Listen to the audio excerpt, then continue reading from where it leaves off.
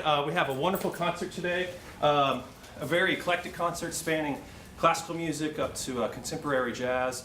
And before we get started, I want to make sure that you turn off, or preferably turn off, but definitely mute any electronic devices, cell phones, anything that may make any noise during the performance. And without any further delay, let's begin.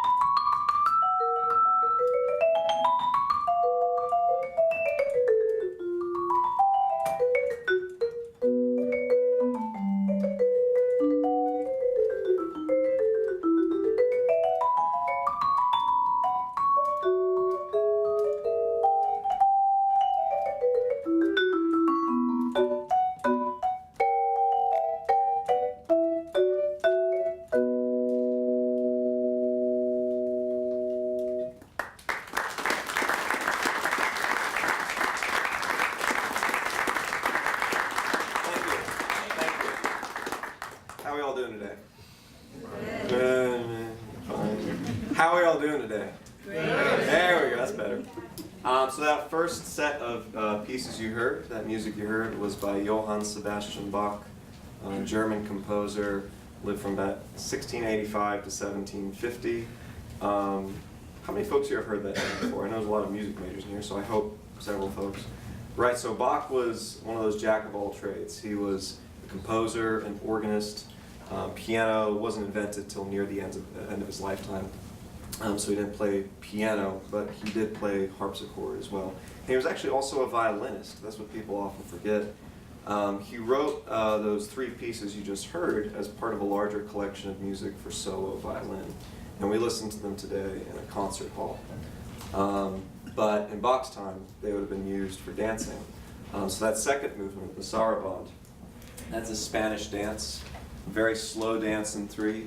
1, 2, 3. So essentially it was the house music of his day. If you can, imagine the dancer putting a little more weight on beat 2.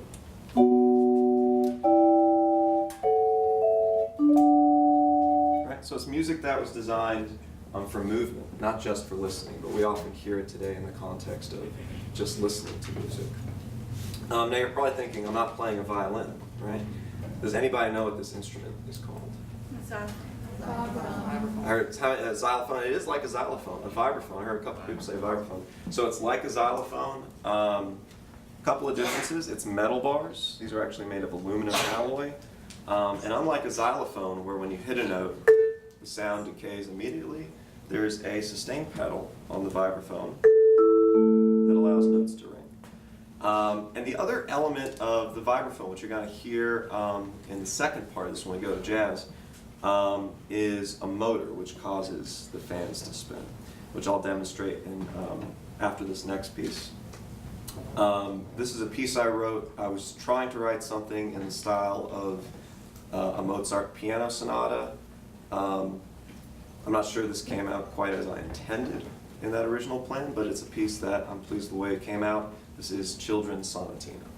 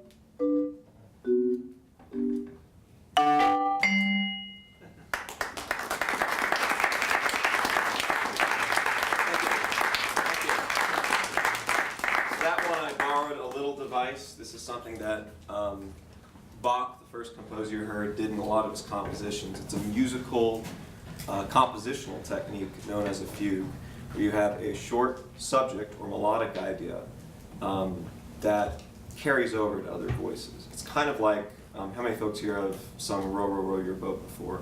One person starts singing that melody, someone else joins in. So the fugue subject for this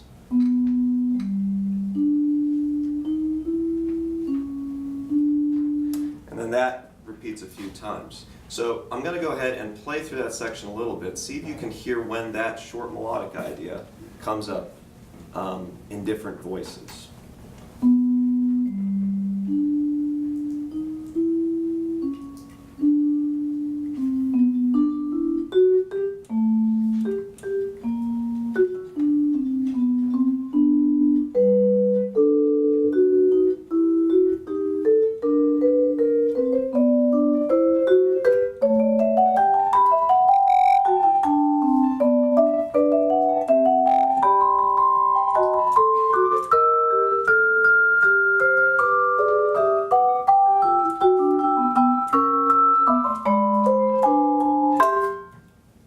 So it comes back in different parts of the melody, and we actually have several melodies then kind of weaving together. This is an example we call polyphony, or many voices. And one of the cool things that Bach did was he wrote music that was polyphonic, several different melodies happening simultaneously, not with an ensemble of musicians, but on a solo instrument. In his case, he wrote it for organ, harpsichord, lute, and even violin. I want to do the same thing for vibraphone. So we're going to go ahead and invite a guest up to the stage. This is a really great musician and a good colleague of mine, Kevin Kerberg, who's the chair of the music department at Warren Wilson College. Please give Kevin a warm welcome.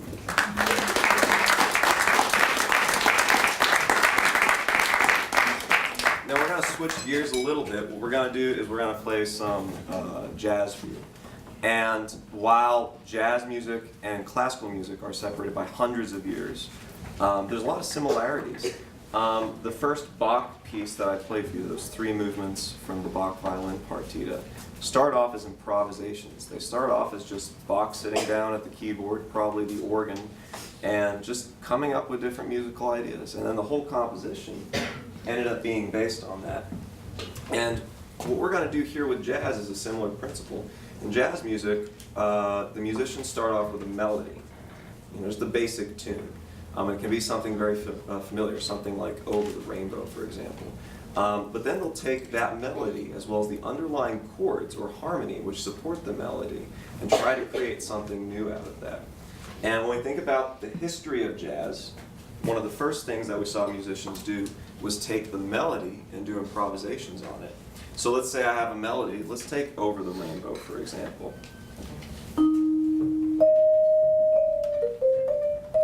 Right? Very basic melody, right? And that's just the first idea. So some things we can do, we can add other notes around that melody to embellish it.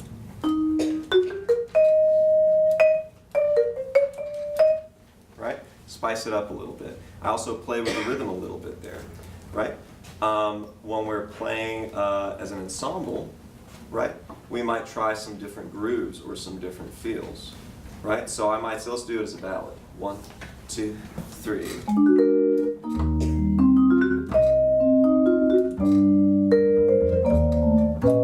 Right? So that instance, Kevin and I were also adding harmony to that, right? So we're playing the actual chords to the tune. But we can also change the chords underneath. I can do this, for example.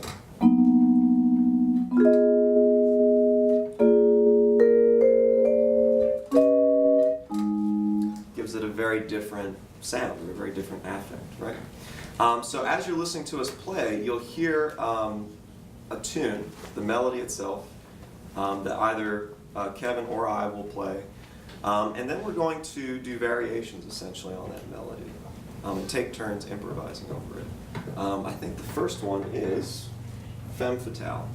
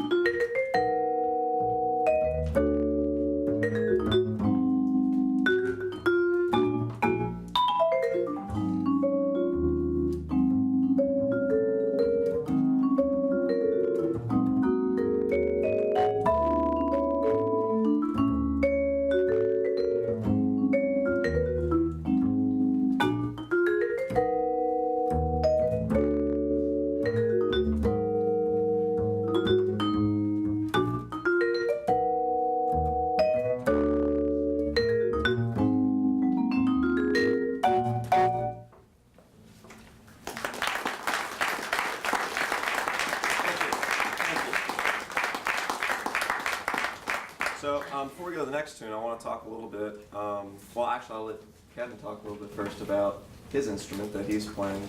Oh, and sure. then I'll talk a little bit more about the instrument that I'm playing here. All right. So, this is a cello or a bass? Bass, good, yeah.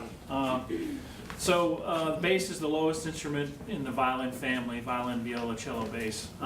And it is actually one of the few that you can still see some of the Baroque remnants of the old viola da gamba, which were the string instruments that really became the violin. If you know about the history of stringed instruments, bowed strings like this, early on they were all played upright like this, usually sitting in a chair with a bow that was held sort of in this fashion. And then in Italy, in the 16th century, they started to take small stringed instruments and stick them under their chin. They called it the viola da braccio, viola of the arm. And then the violin sort of grew out of that. But the cello and the bass retained the sort of upright bowed string. And basses in particular have kept some of the physical attributes of those instruments. If you've ever played a violin or seen a violin, you notice the sides kind of flare out like this. But this is actually called a gamba cornered bass, where the corners kind of come in, and it looks a little bit more like if you've ever seen pictures of old viola da gambas. Obviously it started out in orchestral settings, but since we've moved on to the jazz portion, it became very popular as a jazz instrument, particularly in the 1920s and 30s. The first bass instrument in a lot of early jazz was the tuba. But bass players quickly figured out that switching to tuba to bass allowed them a little bit more facility. They could do more with it than a tuba. And it quickly sort of supplanted the tuba as the preferred bass instrument in jazz settings. And of course then in the mid-20th century, the electric bass came in and a whole host of other changes. So primarily the function of this instrument in a jazz setting is to provide two key roles. One is harmonic, so you're really relied upon to outline the harmonic progression, and in particular the fundamental notes of that harmony, the root notes. But there's also a very, very important rhythmic component to what you're doing. So those two things, the harmony and the rhythm are sort of your main roles as a support instrument. Great, thank you. Yeah. And you know, one other thing too is that very often in a jazz group you'll see a drummer in addition to what you see here. So it's really up to the bassist in a duo setting like this to really provide that rhythmic role as well. So the instrument you see in front of you here doesn't have as old of a history as the bass does. It's been around for a much shorter time. It's a much younger instrument. This is actually one of the few instruments that was invented in the United States. This is an instrument that was invented in 1916 by John Calhoun Deegan, who was an instrument manufacturer in Chicago. A lot of, for those of you who are musicians, you may have heard of the idea of A equals 440, right? The note that, say, orchestra is tuned to. Deegan was actually one of the individuals who was largely responsible for pushing that as a standardized tuning in the United States. I already mentioned how essentially it's like a xylophone with metal bars and a sustain pedal. But one of the other features of this instrument that makes it very unique is that it's one of the first instruments to utilize electricity as a part of its sound. Deegan was a big fan of opera singers. And he loved how they could change the vibrato of their voice. So he said, how can I create an instrument that does this? And he came up with the idea of adding little fans inside each resonator tube. You may have noticed this earlier when I was playing the instrument, how each note of the instrument has a specific tube that aligns with it. And each of these tubes, each of these resonators, is actually tuned to the same frequency as the bars here. so that it amplifies properly. But he had the idea of adding in these little fans that you see here.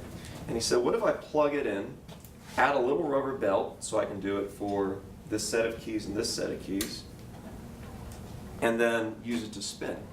And so that way he could adjust the speed or vibrato of how fast the pitch moves. It's kind of like a Leslie on an electric organ. Without the vibrato, we get this sound. Here it is with a very slow vibrato. With a very fast vibrato. And everything in between.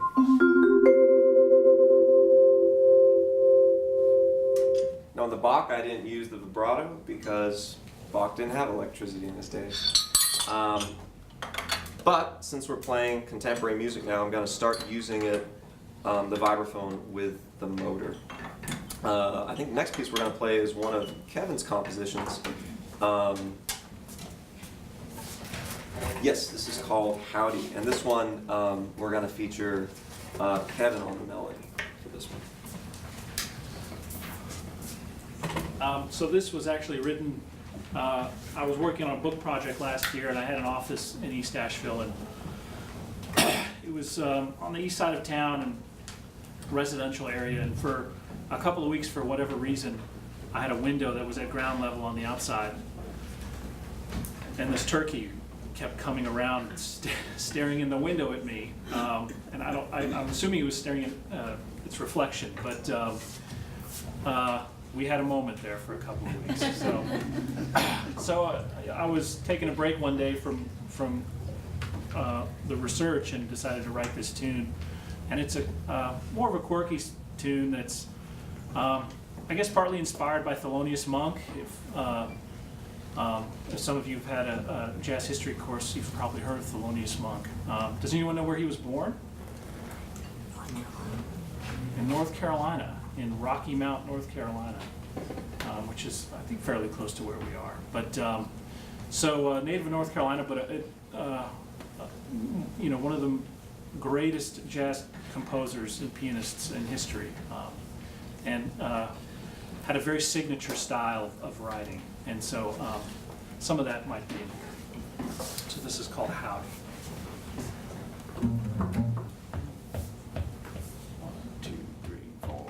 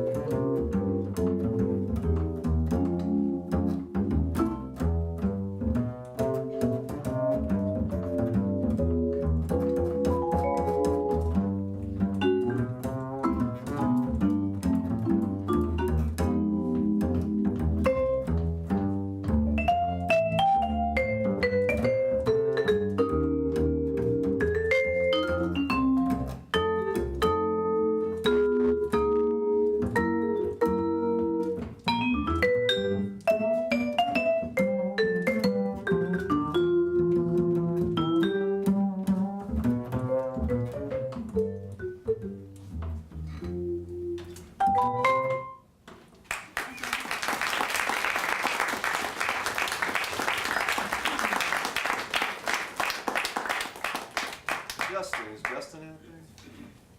Wanted to make sure we're doing okay on time, so you all aren't late for your next classes. Okay, great. This next tune is a jazz waltz I wrote, but the melody is in 4.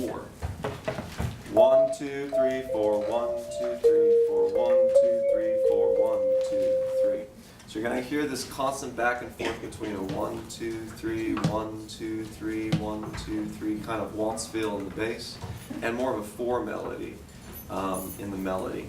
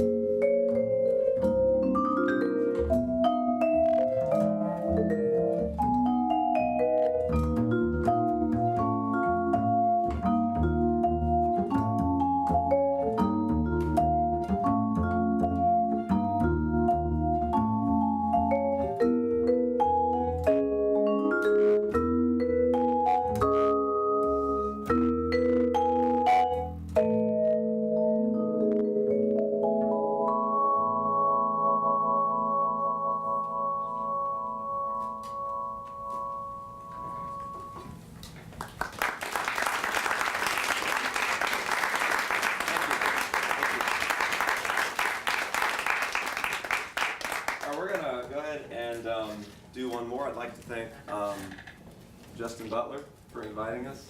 So thank you, Justin.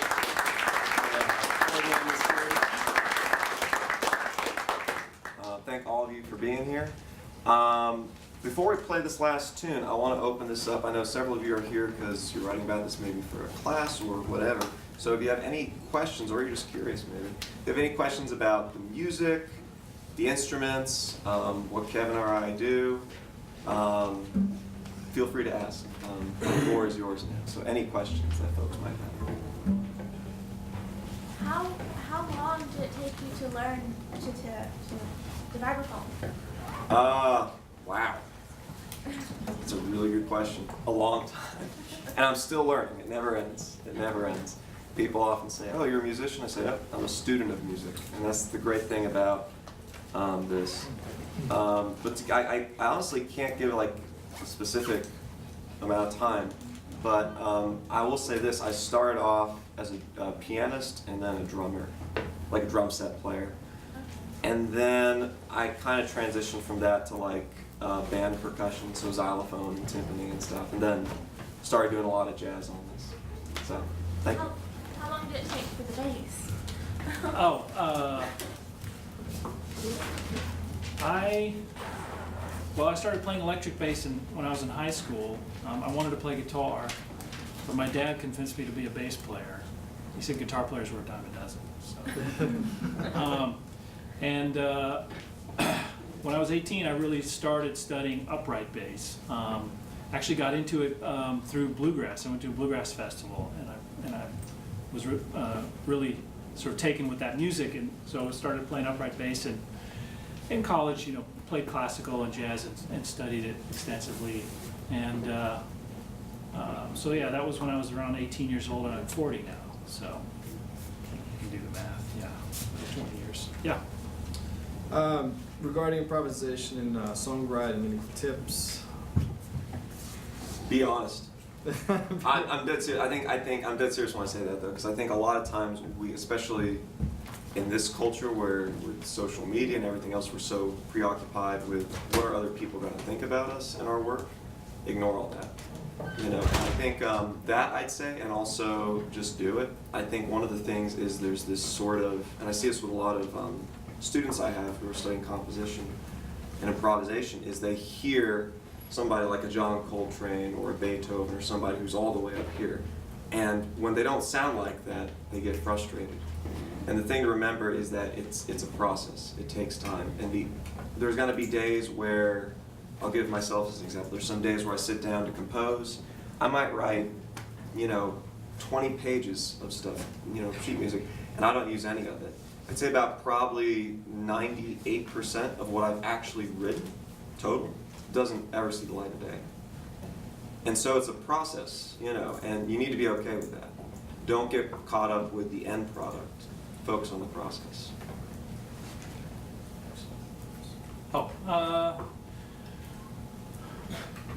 I think, but at the same time, as students I have try to do something. They have in their mind that they must do something that's completely original, that no one's ever done before, that sounds like nothing that's ever been done in the history of time. And that's impossible. So just, realize that you can write something in the style of your favorite, horn player, or bass player, piano player, and that's fine. I mean, as long as you're writing that, that's what's key. And if it's simple, that's great. It doesn't have to be. Something just completely, over everyone else's head. Yes? What are your names? It's actually in the program, I think, but I'm Jason DeCristofaro, and this is Kevin Kerber. My name's Kevin Kerber. Yes? Do you play any other instruments? Yeah. You said electric bass. Me? Or both of us? Well, I play electric bass, and bass is my most, the instrument I work professionally on the most.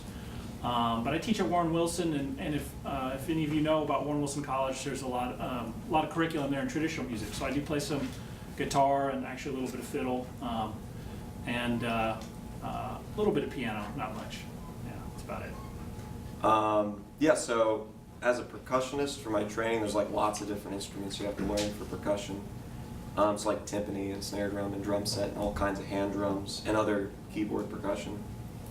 And then piano as well.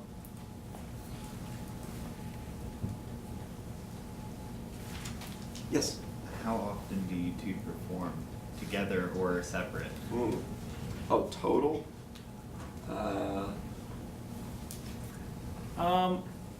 Well, one of the benefits of Asheville is it has a very vibrant live music scene, and there's a lot of it's attracted a lot of musicians because there's a lot of work.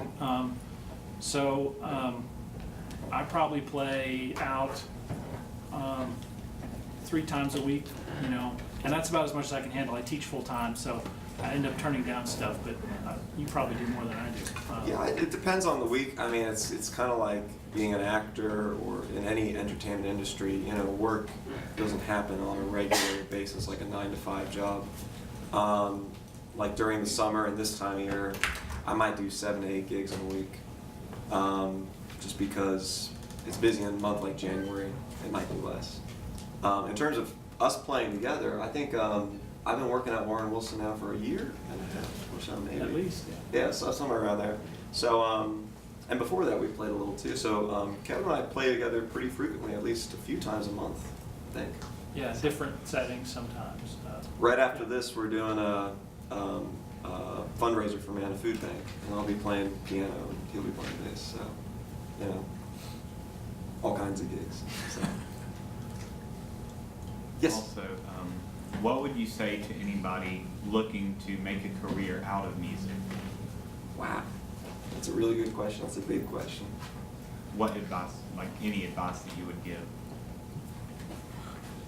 Learn everything you possibly can, and don't expect to be doing what you're studying. And you know, I'll give you a case in point. I thought I was going to be an orchestral percussionist for a long time, and you know what I found myself doing is a lot of different things in music. I teach music theory and jazz history, and work as an accompanist at 2 different community colleges. I teach jazz ensemble and applied piano and applied percussion at Warren Wilson. I have a lot of students in jazz improvisation, theory, and composition. And then I'll do gigs in so many different genres and so many different styles. So don't pigeonhole yourself. Don't say, I am a you know, rock musician or a jazz musician or a classical musician.